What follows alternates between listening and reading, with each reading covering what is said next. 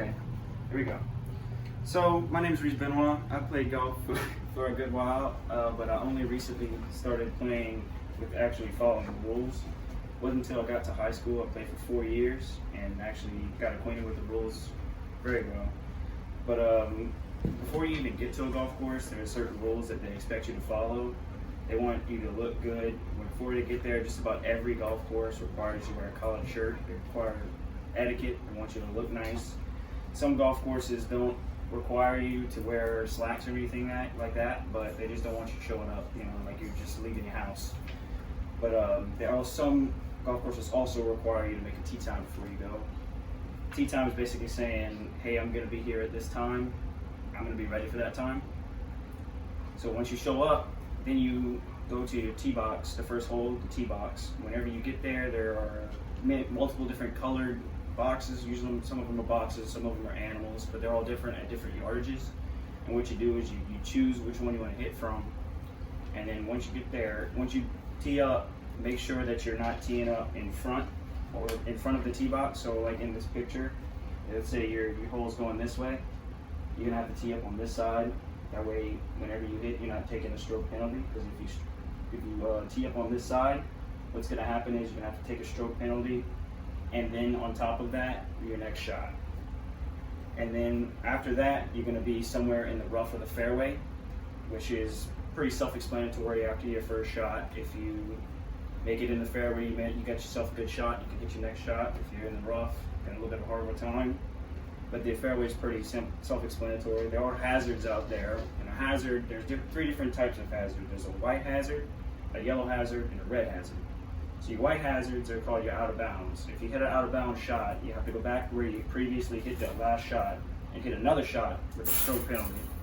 And then you have your yellow hazards, which are just regular water hazards.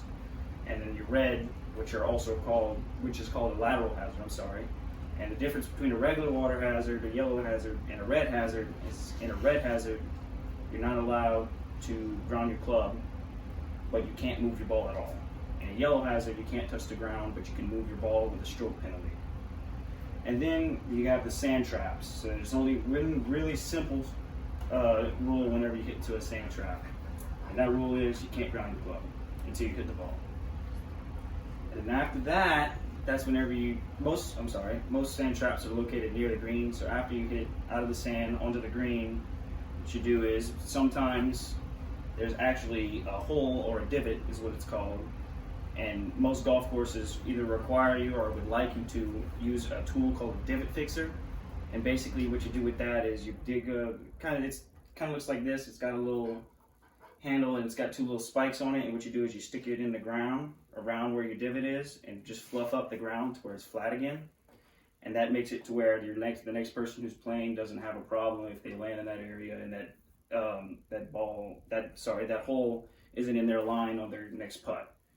And then the only way to move your golf ball is if you mark it first. And you have these you can use a coin, anything small and thin, and you can put it directly behind your golf ball, and that is the only time you can pick up your ball in the entire golf course. That's the only time you can pick up your ball after a shot. And what you can do after that, you can clean your ball, you can change out balls, whatever you want to do.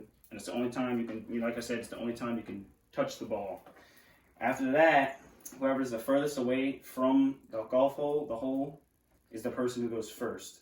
That's always how it's been. That's how the rules go. And after that, if you're the farthest away and you're playing with somebody else, you putt and then they would putt after you're done. And then after that, I'm saying after that a lot, you're not supposed to walk across someone else's line. So if someone's lining up and then, their line is coming here towards the hole and you're on this side of their line and your ball lands over here, you can either walk around them or step over their line. Never walk across their line because it can mess up, it can fluff up the grass and change the lie. And then with golf, PGA, they're usually in charge of making all the rules, but the thing about that is that they're always changing the rules. And 3 of my references that I used are 10 basic golf rules for the beginner, the USGA.org, which is the PGA's website, and what do red, yellow, white stakes mean on the golf course. Have a good day. Thank you.